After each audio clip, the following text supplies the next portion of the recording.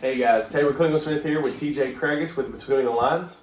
We're a podcast, YouTube videos of talking about sports, highlights, players, pro sports, youth sports, anything sports, man. Anything sports. Anything exactly. sports. Between the lines. Everything in between those lines, right? So first, I want you to just introduce yourself, talk about your playing career, and then talk about how now you've had a kid and moving into being a coach. So my name's TJ Craigus. I grew up in Fairdale. I went to Fairdale High School. I played youth sports there just locally my whole life. Growing up, I played middle school basketball. Then I went to high school, all with the same coaches. And that's where my playing career ended. I became a dad at 21, and awesome. Well, hey, dad life. So yeah, everybody's venture is different, man. Yeah, so I'm Tabor Klingel-Smith. I did only 6 months in the college game, so was at Crown College for 6 months. Then I knew when I came back, I quickly got back into coaching. I knew that's the route I wanted to take. So, director of baseball youth, part of Guardian Baseball. Now moving on to coaching at Eastern High School. So, definitely going to be some interesting conversation between the two of us with two totally different sides.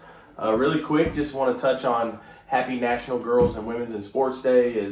I have 6 nieces, so those things are becoming more on the forefront of, we got to get this equality back in check. For you have 2 sons, so I'm sure that doesn't even cross your brain, but just to get a quick hitter from you, how do you feel about the differences in the NCAA women's, the way they were treated in the NCAA men's? I think it's wrong. It's bad, it was in the Olympics too, wasn't it? Or is it NCAA? No, same thing. Yeah, the weight room. The weight room just had bands. That's just, these girls put in just as much work as the men. They deserve the same thing that we have. Yeah, it's absolutely baffling. And again, like I said, probably 5 years ago, I would have been like, I'm not too worried about it. Now, watching my niece play soccer and my niece play basketball, it's like, man. We didn't care back then. We just cared about us. Selfish. But definitely shout them out. So definitely. I could talk about that all day. It's crazy. But so moving into just straight, catching you off guard of, hey, you've been a player. Mm-hmm. Now you have your son. You've worked with him all. He's only 6 now. Mm-hmm. What is it like? What are some of the things that you see that are the same? Especially being coached by your dad, who also role model. You learned a lot from him. But what are some things that you're seeing that are different? Teaching him from whatever your dad taught you. I think it's just he's a kid, so it's I'm trying to figure out how to, kind of help him understand what I'm trying to say. It's been difficult for me, as a kid, you don't really understand that because you just grow up and you know what you know. But, Of course, and going off that, we coach a 5 to 7 year old team. Right. And so, let's touch on that. It is what it is. We have our own coaching styles. I feel like I'm pretty ingrained in what I am. You have a different philosophy because you've coached these kids. What are definitely some of the differences you see from, hey, this is our local youth sports. This is how we handle it. Handling and being a dad and a coach to where it's just me. I'm just coach and that's all I know. Well, yeah, you get to be a little more detached. You can be a little more aggressive and that, you won't think about it at night. If I say things the wrong way, it impacts me, I guess, a little more because it hits me direct, With my son, I got kids at home that I got to see every day, Yeah, and of course, and so that flips your script, and then there's of course people, hey, they're 5, hey, they're 6, hey, they're 7. And honestly, I think at times that I do get lost in those moments, but man, those kids are smarter. Kids across the board. Absolutely. I just said this in the podcast I was just on. Kids are so much smarter than we were. Oh, yeah. They understand 100%. So much. If I quoted myself, it's, I bet if I went and asked, even your son, how many TikTok dances you know? he could bust 4 or 5 of them out right now. Oh, he don't watch TikTok. He's only 6. Okay, but he can go in there right now and turn Fortnite on and build up a whole wall and then win the game. So. Exactly. So same thing, right? So the same concept, but man, just there's so much. So with that being said, do you find it harder? Because I'll say for me, especially in basketball, I loved basketball, right. But you were a basketball player. Mm-hmm. Is it easier for you? Because I coached baseball with you as well. Was it easier or harder? Basically, which one's easier? Which one's harder to you? Baseball or basketball? You're not a basketball player, or you are a basketball player, not a baseball.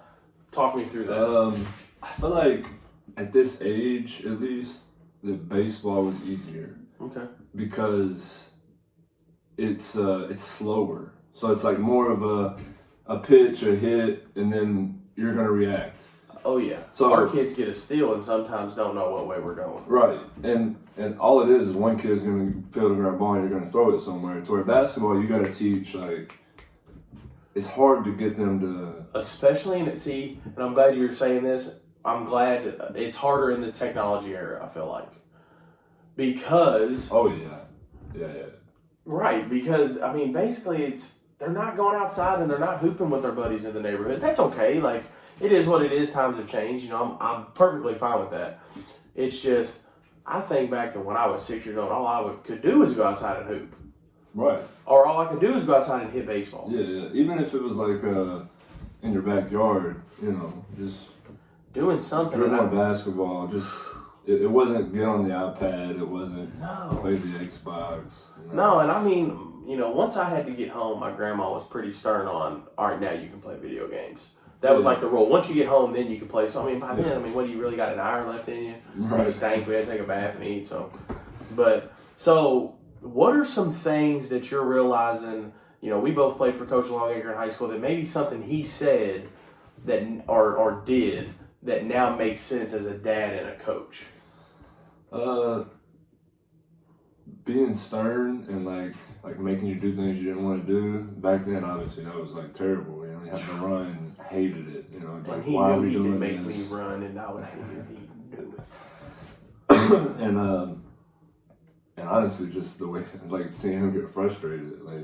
Back then, you're like, man, maybe that dude's kind of crazy. Yeah. But then now, even coaching 5 to 7, sometimes you're just like, dude, pull my hair out. Goodness gracious, Completely so I get it, Coaching is hard. It's definitely.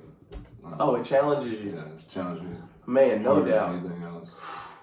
People don't understand, and then especially, I don't even know how you do it, because being a dad is one thing to me, right? Because I normally tell our parents, disassociate, stop, they're mine, right? Right.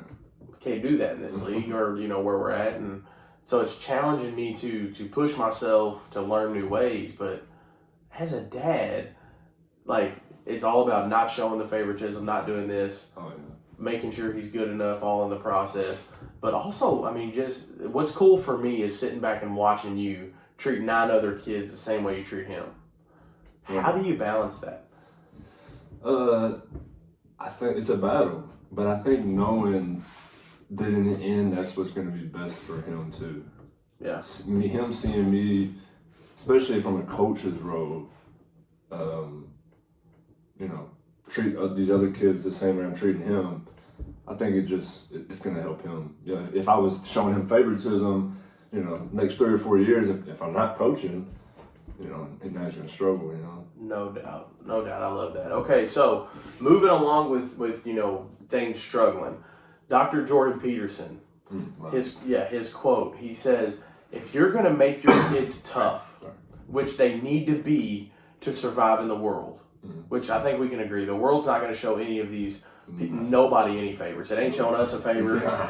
Yeah. So, it ain't helping. Yeah, if you're going to make your kids tough, which they need to be to survive in the world, you can't interfere when they're doing dangerous things carefully. And his example was monkey bars, riding a bike. I agree with that wholeheartedly, 100%. That's exactly how it should be. And then my son gets put in a dangerous situation, And Yeah, in your mind of can course. just flip just like that. So it's like So like seeing him get fouled and get hit, like in my head, one thing pops up. And that's, you know, I mean, granted, he's your son, not mine. It's get up, right? Yeah. Get up. Okay. I don't care. Get up. Yeah. And that's any of them. Get up. Mm-hmm. Now, I'll run out there. I'll console you the best I can. I'm not very good at it, but I'll do it the best I can. Right. But get up. What runs in your body? Man. I think like our first game when we was coaching together, he like was running playing defense and he turned and the kids like he ran into him or something and he fell down and he looked like he landed on his wrist wrong and in my head it just immediately pops it's injury. It's injury. Just like if he's hurt. It's just like. But then ultimately it's like, all right, he's fine. He's putting pressure on it. He's good. And But then in the moment, it's just the first initial thought is injury. But I will say we had a dope ref. We had a really cool ref. He was like, yo, I got this. So, dude, he did it like 3 or 4 times. Yeah, he was. Every time the kid was like, cool, all right, let's go. Yeah, I love that, man. So it's not as easy living that quote out. Oh no, it's you know, because tough battle. For me, all I have is my mom thinking about the things that she allowed me to do. Right. I can remember before her marrying my stepdad, like, I wasn't really allowed to do a lot of things. I felt, you know, she said, of course, her side's different, but I felt like once he came in the picture, I was able to ride dirt bikes and do all these crazy, and, you know, hey, don't worry, you know, you got to wear your knee pads. Well, of course, I don't wear them one time, and a pad goes in my knee. And then I'm getting stitches. And it's, all right, dummy. You know better. Yeah, all right, dummy. I you told do you. it again. Yeah. All right, dummy. Then, you know, with my gloves, I didn't wear my gloves. I got a blister. I told you, dummy. Like, and I felt like she did such a good job of just, man, constantly doing dangerous things, careful. Yeah, I was. Not, and I don't know how she did it. Yeah, I was not brought up like that. Yeah, my mom and dad was like, you know, no climbing trees. Like if I was doing it, it was, you know. Oh, dude, I had a trampoline in my backyard at like 9. No. I can think back to like, I mean, I don't know, man. I had a really awesome, I mean, Trevor's mom, like they made us throw hay and mess with horses, like you know, stuff like that. Yeah, like we were exposed to just, I don't know, I guess hard work. A lot of different stuff that I was like too. was dangerous. But being around horses dangerously, like you have to be dangerously careful. Yeah, that's true. Like if they kick you and you do something dumb, I mean, the shame on you, stupid, right there hurts a lot more than anything else. But you know, so all right, so off the whole parent side of things and then coaching, now let's talk Super Bowl predictions. Okay. Joe Burrow's rookie legacy. I mean, he's coming off an injury. Love Joe Burrow. I love it. LSU, I mean, I've watched LSU highlight tapes of him all day. Yeah. They did a phenomenal job spotlighting him. Easy to do with Joe Burrow. Oh, yeah. Highlights for all day. They're saying he could be the next Tom Brady. I can see it. And off one magical run? No, I think it has to be continued. I think it's the start of the legacy, though. I think the name. I think it gets. I just think it's hard not to like Joe Burrow. Yeah. To me, he's a Tim Tebow kind of guy. He's blue collar, comes up working his butt off. Nobody wants him. And he's getting swaggy now, though. You know, he's showing up in games with the chain on. Joe Shiesty, baby. Hey, I like it. I like that confidence. Facing the all-deserving Matthew Stafford. Love it. But it's like, man, who do you pick? And for me, he was so loyal to Detroit. He had some good receivers. He did a lot of good things. Yeah. And so now it makes everybody question, Detroit, what'd you do? Now, granted, he does have a dynamite offense. I mean, it took like no time, and he's 3 wins in the playoffs going to the Super Bowl, and he, didn't win one. So, I mean, you have Joe Burrow's legacy, Matt Stafford, who deserves it. For me, the number's 24. I've thought on it all day. The Rams are going to score 24 points. Okay, I think so. I see it. 24 is a lot in a Super Bowl, though. And the Bengals, see what that defense does. But man, the Rams' offense is nice. And what the problem is their offense is nice as their defense, and vice versa. The defense is fire too. But that's the thing. Can Joe Burrow magic? Can he keep doing it? Does it keep happening? I don't know. Jamar Chase versus Jalen Ramsey. It's going to be a great matchup. That's number one cornerback in the league versus Jamar Chase, who's what, a rookie, second-year player? Yeah. So I'd say ultimately it boils down to this. To me, the Cincinnati offense. Can Jamar Chase, Higbee, Mixon, Burrow, can they put a full 60 minutes? And I think the O-line's going to do their job. So. Aaron Donald, though, man, anybody knows it. We'll see. We will see if they can pick up the coverage. I think they're going to have to be sneaky enough, but the number's 24. I see it either being 31-24 the Bengals, or I can see a 24-7 the Rams. Because if that offense doesn't show up, that's true. It's going to be a long night, and we might only be looking forward to the halftime show. Yeah, I mean, Joe Burrow, he's been to the national championship game with LSU. But I mean, this is a Super Bowl. This is different. For a second-year player. With one of the best, I mean, seriously, I know that I made a joke, but one of the best halftime shows. Like, at this point, you're also paying for concert tickets. For sure. I mean, I was paying one. The lowest price was $5,598. The stadium picture? Yes. Yeah, that was crazy. I'm spending $11,000 just to go sit in nosebleeds, which, hey, honestly, even at Louisville's Field, there's not a bad seat in the house. No. So I would imagine it's the same. Even probably better, but my prediction has got to be 31-24 Bengals. I think the 24 number is right. I think they're going to get there. Man, it may be more if the Bengals defense ain't there. But I think it's 24, and I'm going to go with 24-17 Rams. I think the Bengals offense just ain't enough. Lock it in. Yeah. We're locked in. So we're good. We'll come back to this and revisit who's right. I think I'm going to be, but we'll see. So, shifting gears, moving toward, I don't know if you've even paid attention to this side of things, MLB lockout. You even tell me a little bit about this. Day 62. Yeah, we're over 2 months. Spring training starts in how long? A couple weeks. There's something like that. Pitchers and catchers report in 2 weeks. Yeah, and they're not? No. Yeah, so I don't think they're going to. And what's scary. How long are we talking here? I'm saying, how long are we talking it could go? I mean, it could go. I mean, if you think back to the NBA lockout, they kind of canceled some of the games. But back in '94, they played up until August 12th or something like that. And then they lock them. They just said that we're on strike. Done. So there was no World Series champ that year. And honestly, there's a lot of experts that are saying that they're thinking that could happen this year because they said the two sides are not close. And it's all about salaries. If you didn't know. They're just not even going to start the season. Well, they'll push it back. They'll push it back. So, basically, in '94 they locked out due to salaries because the owners wanted them to take X cuts with X this and lose this and lose this, and they were like, no. And as we know, baseball players are being paid pretty well right now.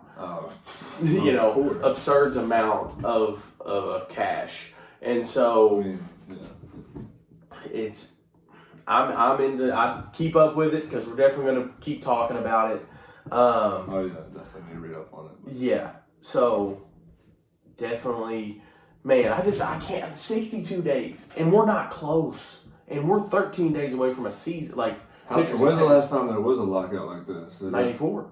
That was the last But really, that wasn't even a lockout like this because they just went on strike and then they locked out. And then they had to reach an agreement. It's like the beginning of the season. Clinton actually the president at that time had to get involved, reach an agreement.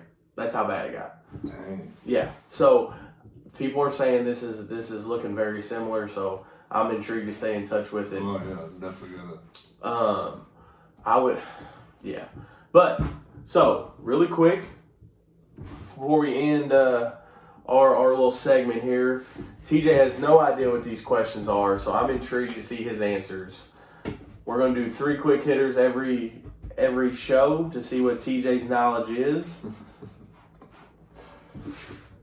Who represents the NBA logo? Jerry West. Love to see it. The average lifespan of an MLB baseball is how many pitches? Ooh, one baseball? One baseball.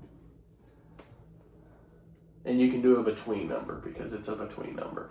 Okay, I would say, how many pitches? Mm-hmm. I would say between, okay, is it, are they getting hit? I guess on. That's MLB. I would say between 1 and 200 pitches. You think one baseball lasts between 1 to 200? 100 to 200. No shot. 5 to 7 pitches. What? Oh, So think about it. Think about it. runs, Well, no, when they hit the dirt, they throw them out. Are you serious? Dude, we're gonna cover this next time because If a ball hits the dirt and it's got a little dirt on it, if it's got a scuff on it, they're kicking it. gone. See ya. And then where's it go? To the BP bucket, of course. But That's crazy. How much money is just like? let's cover it next time for sure. Okay. Next question. There's one more thing. What color? I can't do that one. I can't do that. All right. Scottie Pippen blew through an insane amount of money. How much was it? In the millions.